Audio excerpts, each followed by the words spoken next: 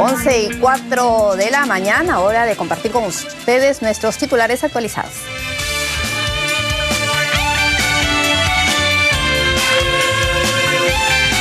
En Brasil, 6 trabajadores peruanos fallecieron tras la caída de una torre de transmisión de energía en el estado de Rondônia. Se coordina la repatriación de los cuerpos.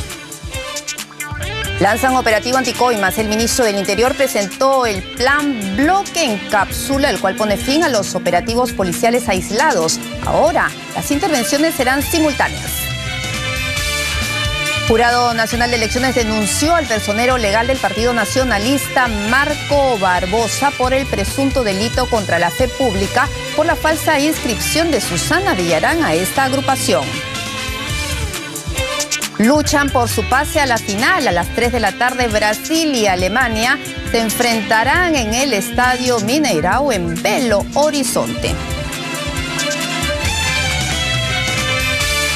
Bueno, ya lo habíamos anunciado hace unos minutos, y es que Palacio de Gobierno, a través de su cuenta en las redes sociales, ha dado cuenta que el presidente Ollanta Humala va a promulgar esta mañana en Palacio de Gobierno la nueva ley universitaria. Todavía no hay hora, pero se va a realizar la ceremonia en breve en la sede del Ejecutivo. Una norma que, como sabemos, fue impulsada por mucho tiempo por el congresista Daniel Mora. Y algunas instituciones como la Asamblea Nacional de Rectores, que han levantado su voz de protesta e incluso han anunciado que van a presentar algunas acciones de inconstitucionalidad, pero en realidad es una norma que busca mejorar la problemática situación de las universidades en nuestro país. Y luego de esta comunicación de Palacio de Gobierno, vamos a regresar al Congreso de la República hasta la sesión de la Comisión de Educación, donde se viene presentando el informe final de las irregularidades en la Universidad Garcilaso de la Vega. Escuchemos.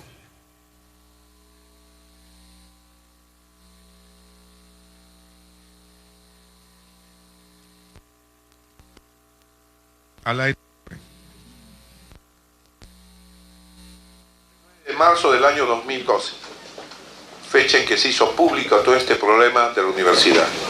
Pese a ello, no dispuso las investigaciones ni la intervención de la universidad conforme al artículo 86 de la Ley 23 y de la Ley 26490, que dice claramente que una universidad, cuando presente irregularidades, sea pública o privada, la Asamblea Nacional de Rectores puede intervenir.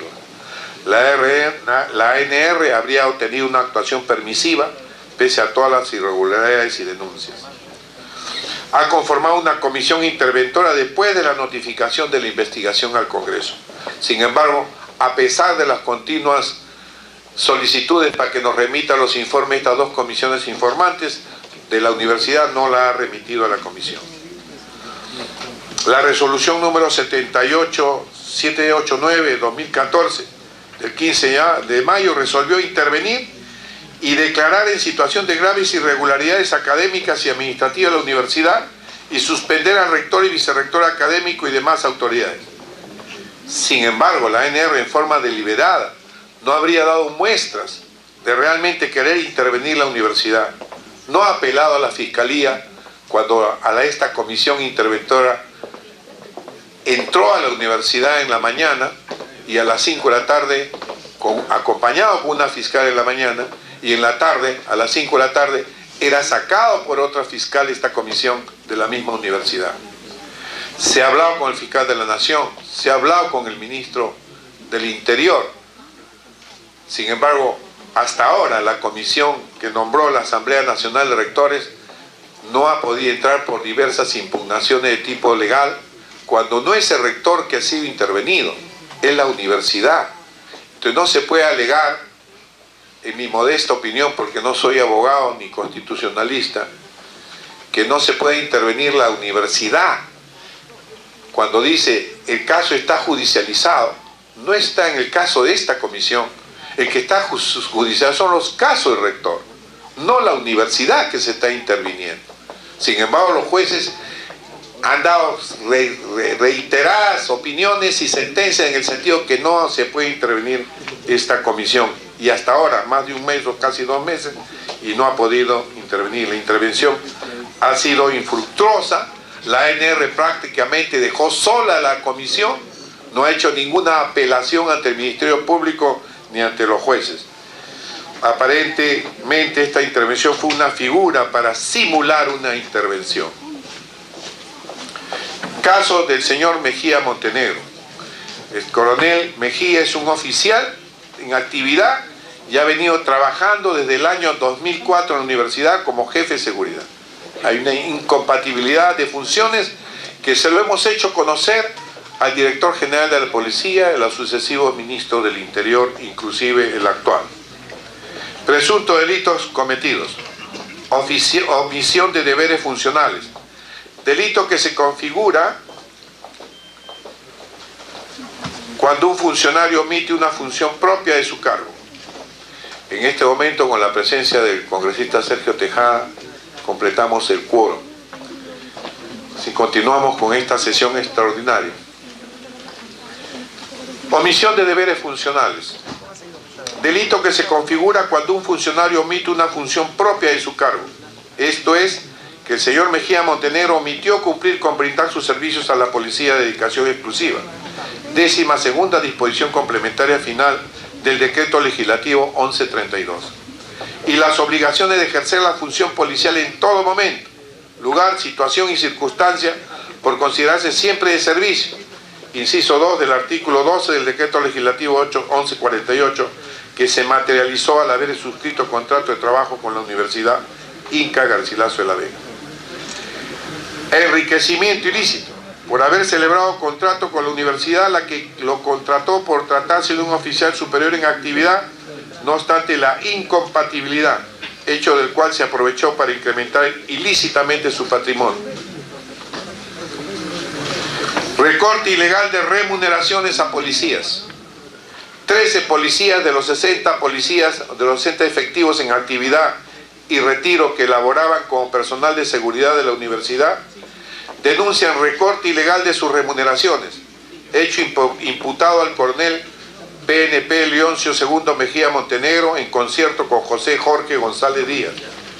Modalidad: contactados por el coronel Mejía Montenegro y luego contratados para seguridad a la Universidad Inca Garcilaso de la Vega por un sueldo de 2.800 soles, se le exigía la entrega en efectivo de 1.320 soles a José Jorge González Díaz por encargo del señor Leoncio Mejía Montenegro.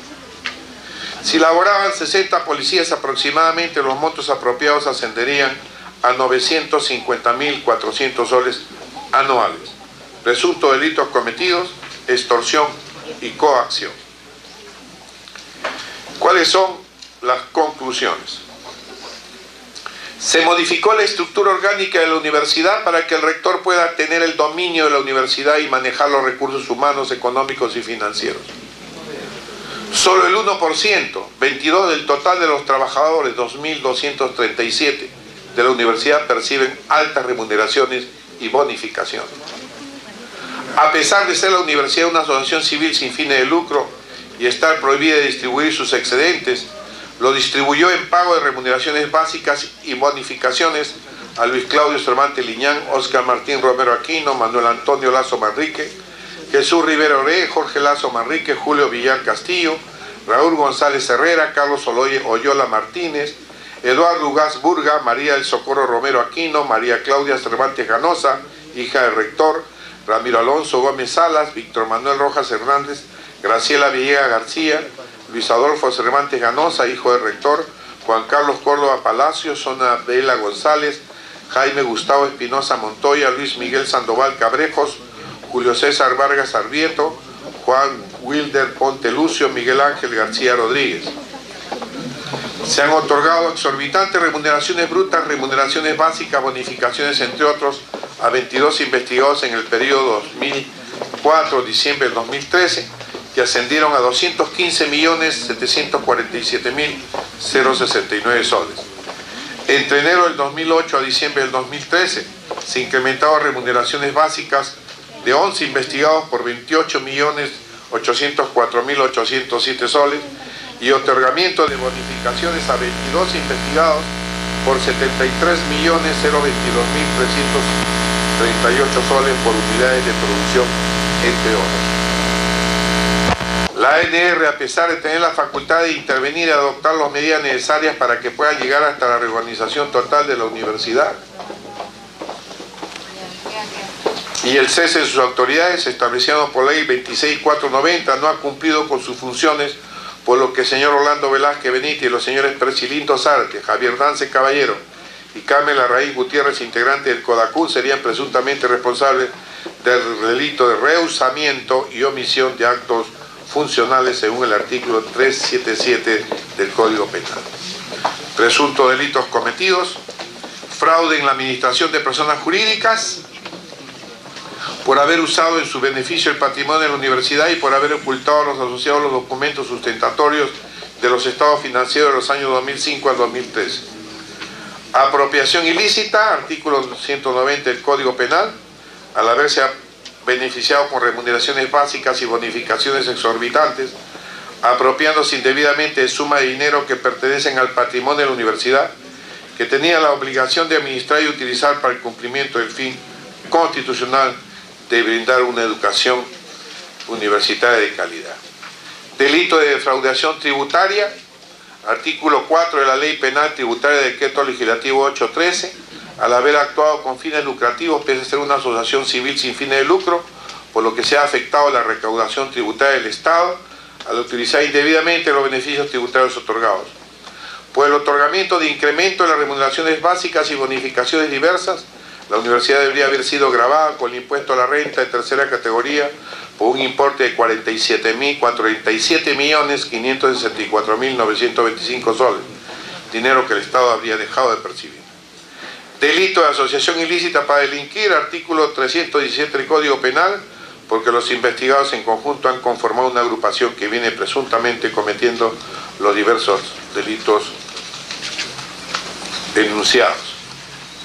El rector Luis Claudio Cervantes Liñán sería presuntamente responsable del delito de lavado de activos, el decreto legislativo 1106, debido a que ha estado ocultando el presunto origen ilícito del dinero que viene ingresando a dicha casa de estudios, ya que vendría ocultando los ingresos a la universidad, monto de las pensiones y número de alumnos.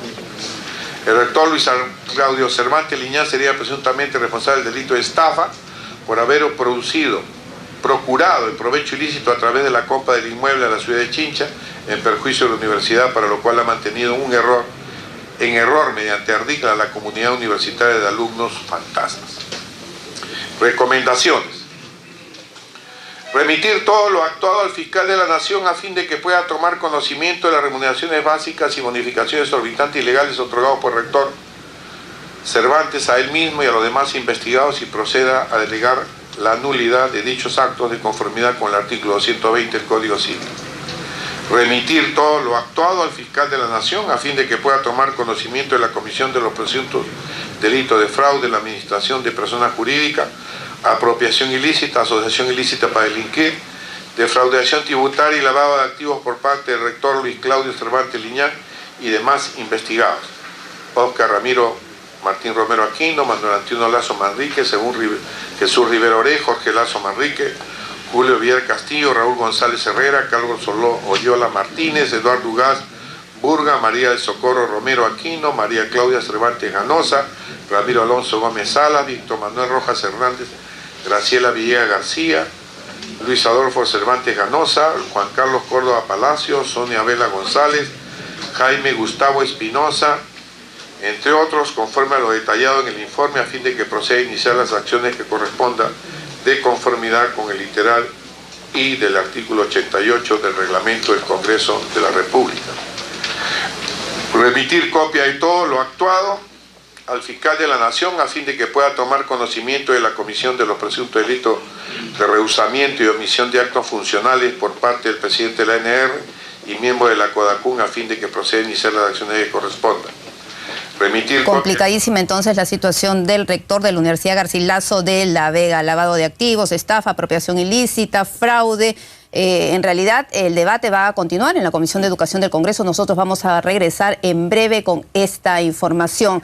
Y a propósito de este trágico accidente que se registró en Brasil, que dejó 6 peruanos fallecidos, La ministra de Trabajo, Ana Jara, envió un mensaje de solidaridad a través de su cuenta en el Twitter. Allí dice: toda mi solidaridad con deudos de los 6 trabajadores peruanos muertos al caer torre de transmisión en Brasil, donde prestaban mantenimiento. Ese es el tuit entonces que ha enviado a la familia de estas 6 víctimas peruanas que ha dejado el accidente que se registró el día de ayer en el estado de Rondônia. Y esta madrugada un motociclista resultó herido tras chocar contra un taxi y dar varias vueltas por los aires. Esto ocurrió en el distrito de San Isidro.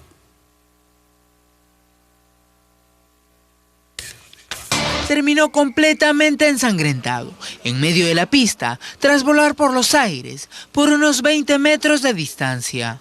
Frank Alexander Herrera Montes es el conductor de una moto lineal que, tras chocar aparatosamente contra el vehículo de un taxista, resultó gravemente herido.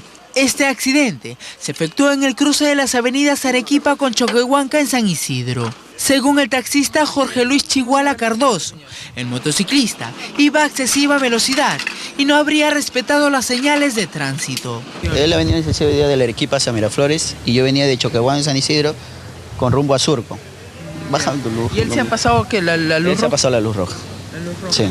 ¿Ha volado desde acá hasta allá? No, yo no sabía decirle, pero yo solamente le he impactado cuando él ha pasado en velocidad nada más. Él imagino que ha volado, pues, ¿no? No ha visto ya que ha volado hasta allá. La moto lineal, casi inservible, terminó finalmente chocando contra un poste que se encontraba en medio de la berma central. Aquí se ve que en el primer impacto, este joven dejó caer su casco. Él fue auxiliado rápidamente por los serenos de la zona y luego atendido por los paramédicos de SAMU, quienes finalmente lo llevaron a la clínica Los Andes. El otro conductor y los 2 vehículos fueron llevados a la comisaría de San Isidro, quien lleva las investigaciones.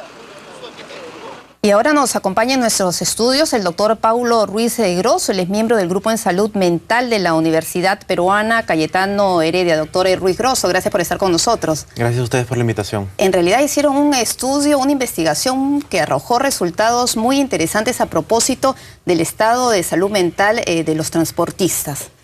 Sí, bueno, quisiera primero que nada volver a agradecer por poder estar aquí y además agradecer a las autoridades de la Universidad Peruana Cayetano Heredia que apoyaron siempre que este estudio pueda ser realizado, ¿no? Este estudio fue realizado en personas que conducen transporte público, específicamente lo que se denomina cústers y mototaxis en Lima, ¿no? Se tomó alrededor de 500 encuestas, ¿no? Que estaban compuestas por lo que se conoce como escalas, ¿no? Que son una manera de hacer screening o de hacer tamizaje o de, digamos, seleccionar a aquellas personas que tienen una alta probabilidad de poder tener algún trastorno mental de los que son comunes aquí en el Perú, ¿no? Y escogieron las cúster y los mototaxis porque en realidad son lo que provocan la mayor cantidad de accidentes. Sí, y además son aquellas que no solamente son las que tienen mayor cantidad de accidentes, sino que son las más comunes, ¿no? El común de las personas en Lima se movilizan a través de estas unidades, de transportes, sí, ¿no? Y al ser más comunes es de esperarse que son las que más accidentes tengan también, ¿no? Bueno, ¿y qué arrojó el informe? Porque sí, he revisado la documentación y realmente es sorprendente los resultados. Los resultados nos dan un panorama preocupante, ¿no? Más que preocupante, alarmante. Sí. En personas que conducen transporte público, la frecuencia, la prevalencia o qué tan común son las enfermedades mentales en comparación con el ciudadano de Lima Metropolitana común y corriente es bastante más elevado, ¿no? ¿Qué tanto más? Depresión y ansiedad, ¿no? Al mismo tiempo que abuso de alcohol, hemos encontrado cifras hasta 4 veces más de lo que se espera en la población general de Lima, ¿no? Por ejemplo, ¿no? En un poblador, en la última encuesta realizada por el Instituto Nacional de Salud Mental, se encontró que el 21% de las personas tenían una alta probabilidad de tener algún problema relacionado con el uso de alcohol, mientras que en nuestra encuesta encontramos que es alrededor del 73%, ¿no? En cuanto a depresión... Claro, que es 3/4 partes de los encuestados. Sí, ahora hay que tener en cuenta que esto no significa que es lo que comúnmente se denomina con que sean borrachos o que tengan un problema de abuso, ¿no? Son en general problemas de uso, ¿no? Que engloban otros tipos de problemas con el uso de alcohol, ¿no? Otra cuestión que es también preocupante y llama la atención es el nivel de depresión, ¿no? El nivel de depresión que encontramos es alrededor de 13%, y eso es bastante más alto que el 3% que se espera en el común de la población, para hombres en el común de la población, ¿no? Hay que tener en cuenta que la mayor parte de las personas que hemos podido entrevistar son de sexo masculino, ¿no? Y en realidad el sexo masculino debería tener menos prevalencia de depresión de acuerdo a lo que se conoce actualmente, ¿no? O sea, hay alcoholismo, problemas de depresión, ansiedad, y había un síndrome de burnout. El síndrome de burnout básicamente es un constructo que se hizo en psicología para poder evaluar factores como agotamiento emocional y despersonalización, ¿no? O sea, esto es común ver artículos sobre todo en personas que tienen alguna profesión que los pone en contacto cercano con otras personas. ¿Y cómo se refleja esto en los choferes, por ejemplo, con ejemplos concretos? Por ejemplo, el hecho de tratar a una persona no como persona, sino como un objeto más, ¿no? Eso explicaría por qué paran irascibles, gritan a los pasajeros. Sí, yo creo que los dejan a mitad de la calle tirados. Yo creo que parte de los fenómenos que podemos ver normalmente cuando subimos a una unidad de transporte público podría ser explicado por esto, ¿no? Ahora, hay que tomar en cuenta también que el modelo actual de negocio, ¿no? que llevan es una invitación a reforzar este tipo de conductas, ¿no?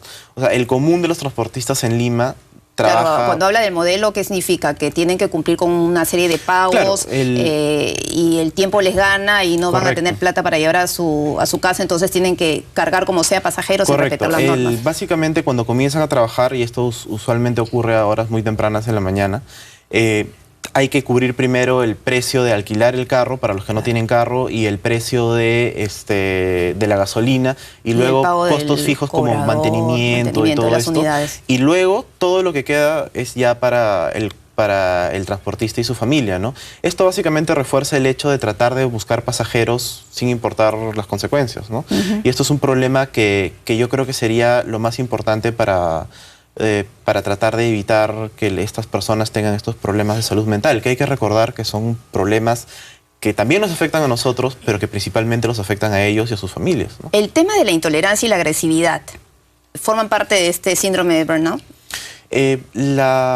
No estrictamente, ¿no? La irritabilidad, ¿no? Normalmente puede ser una manifestación de síntomas tanto depresivos como síntomas ansiosos, ¿no? El síndrome de burnout... ¿O todo estará de la mano, además? Sí, finalmente eso es correcto, ¿no? O sea, en general, el estrés que puede llegar a producir estos trastornos mentales también produce esta cantidad de síntomas que nosotros lo vemos a flor de piel cuando tomamos los micros, ¿no? Ahora, también hay que tener en cuenta que es un trabajo que requiere estar en un ambiente estresante por muchísimas horas. Por varias horas, justamente. El común de nosotros que manejamos 1 hora y llegamos a nuestro domicilio. Completamente. Y estas personas en promedio trabajan 13 o 14 horas, ¿no? En el tráfico de Lima. Horas punta en la mañana y horas puntas en la noche. Y peleándose por pasajeros. Entonces es un ambiente muy estresante que puede llegar a ser un caldo de cultivo muy importante para este tipo de trastornos. Ahora, a nivel de la región o de los países vecinos, ¿cómo nos encontramos? En cuanto a salud mental en la población... De los transportistas. En transportistas. Bueno, la cantidad de estudios que hay para hacer comparaciones es limitada, ¿no?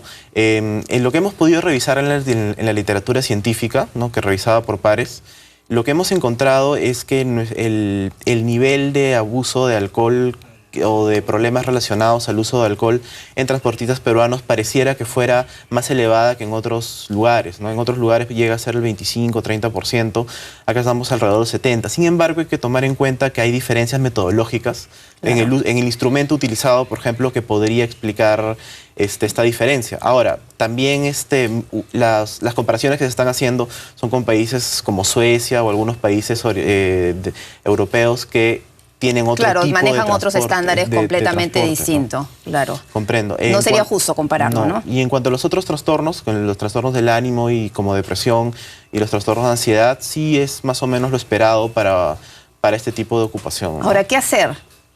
Estamos con los resultados de este informe calamitosos, en realidad 75-70% de los choferes encuestados con problemas de alcohol, o el tema de la depresión, la ansiedad, este síndrome bastante complejo. ¿Qué es lo que se tiene que hacer? Bueno, en mi opinión, ¿no? Esto no es algo que hayamos directamente medido en el estudio, pero en mi opinión lo más importante y lo que más impacto podría tener es que quien sea que asuma la responsabilidad en la Alcaldía de Lima o en el Ministerio de Transportes, ahora que hay 13 candidatos, me imagino que tendrán que buscar una buena solución. Quien sea que estas personas que llegue a ser el alcalde de Lima, ¿no? Debería tratar de llegar a algún acuerdo con los empresarios dueños o a quienes son los dueños de las licitaciones de las empresas para tratar de formalizar el trabajo de estas personas. Ahora yo ¿no? me pregunto, sí. Discúlpame, Pablo Ruiz, ¿qué tanto se preocupará no solamente la autoridad, sino los responsables de las empresas sobre esta situación del estado de la salud mental de sus transportistas? La percepción que tengo yo es que los dueños de las empresas de transporte sí tienen algún grado de preocupación por la salud mental y por la salud de sus miembros. Esto, si bien es cierto, no está directamente medido dentro del estudio, lo hemos podido percibir los que fuimos a recolectar los datos, claro, y tuvimos que lidiar directamente con estas personas. Yo pienso que una estrategia en la cual ambos salgan ganando, ¿no? Tanto el dueño de la empresa como el conductor, es algo que se debe diseñar, ¿no? Y es algo que especialistas en negocios y empresas podrían ayudar muchísimo, ¿no? Sobre todo en la parte de investigación de mercado, ¿no? Porque ellos tendrían que hacer algún tipo de terapia, algún acompañamiento. Si hablamos específicamente ya del tratamiento. Porque eso también se va a reflejar no solamente en el centro de labores, no solamente con su empleador, con los pasajeros, correcto, sino también con su familia. Correcto. Digamos, en el Perú tenemos una deficiencia importante de acceso a la salud mental. En general. Claro. Y lo vemos, las cifras, sí, los casos. Lo ideal, ¿no? Sería que nuestro primer nivel de atención, que son las postas médicas y los centros de salud, puedan hacer un diagnóstico precoz, digamos, de este tipo de trastornos y se le pueda dar, aunque sea el tratamiento de primera línea, ¿no? En todo caso, lo importante sería que tanto para las personas que tienen que conducir en transporte público como para el resto de nosotros, ¿no? Si nosotros notamos algunos signos de alarma y que podrían estar haciéndonos pensar que tenemos este tipo de enfermedades, ¿no? Poder acudir al centro de salud y que en ese centro de salud se pueda hacer el diagnóstico y la derivación si este fuera el caso, ¿no? Ahora, la alerta está dada. ¿Los choferes, los transportistas son conscientes de esto? De lo que pudiste conversar para recoger toda esta información. Bueno, ¿Se dan cuenta o saben de la gravedad del asunto? Yo considero que, si bien en general no es un problema solo de los transportistas, en general la información en cuanto a salud mental en nuestra población es todavía precaria, ¿no?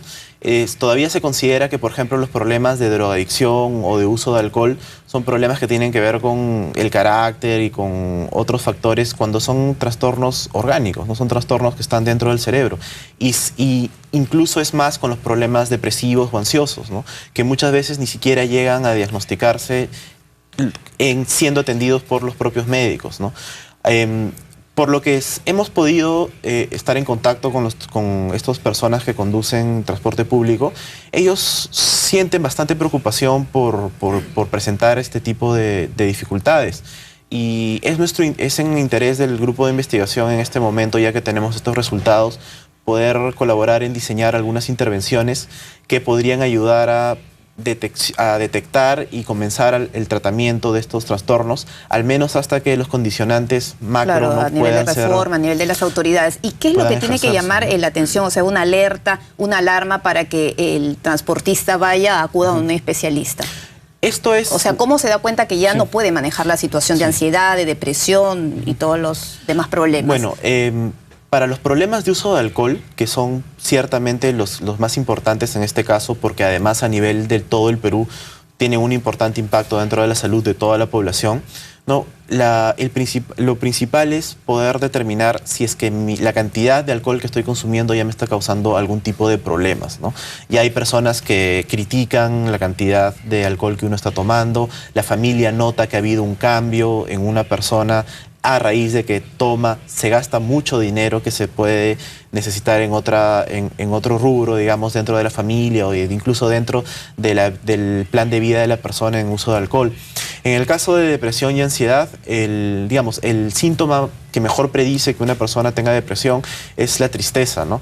El hecho de sentirse triste de manera permanente y que las cosas que antes a uno le podía gustar muy molesto, muy irascible, el trato con los pasajeros, ¿no? Que ya pierde el control de la situación. Ahora, una cosa que hay que tener en cuenta es que uno no tiene que estar triste para estar deprimido, ¿no? Claro. Sobre todo en hombres, que son la mayor parte de conductores, la tristeza no se manifiesta tan comúnmente como, por ejemplo, ¿cómo se manifiesta en todo caso? Como usted estaba comentando, ¿no? Con irritabilidad, con mal humor, ¿no? El hecho de renegar mucho, por ejemplo, pueden estar dando indicaciones. La mayoría de choferes estará deprimido. No la mayoría, ¿no? Alrededor de 13%, ¿no? Lo que pasa es que la irritabilidad es un síntoma muy inespecífico, ¿no? Puede estar presente en muchos trastornos. Pero en general, cuando una persona siente que ha cambiado de manera negativa, es un buen momento para pedir consulta con un profesional de la salud que esté entrenado para poder ver este tipo de trastornos. Doctor Ruiz Grosso, gracias por estar con nosotros. Y en realidad, un datito que es una curiosidad. ¿Cómo nació la idea de hacer este tipo de estudios? Bueno, es algo nuevo. Ahí tenemos que agradecer a la gestión del año 2009 del Ministerio de Transportes y Comunicaciones, que le encargó a la Universidad Peruana Cayetano Heredia como una consultoría el conocer cuál es el estado de salud mental de los conductores, ¿no? Esto creo que es muy valioso porque muestra que las autoridades están tomando en consideración este tipo de variables para la planificación de políticas públicas. Yo no había escuchado, al menos, que había un estudio sobre salud mental realizado a transportistas. Así es algo que creo que se debe valorar también. Y que ojalá las autoridades pertinentes lo tomen en cuenta. Así es. Bueno, muchas gracias por estar aquí con nosotros a las 10 en ATV+. Y tenemos que irnos a una nueva pausa comercial, pero antes lo vamos a dejar, como todos los días, con nuestro segmento tan interesante, Detrás de Brasil 2014.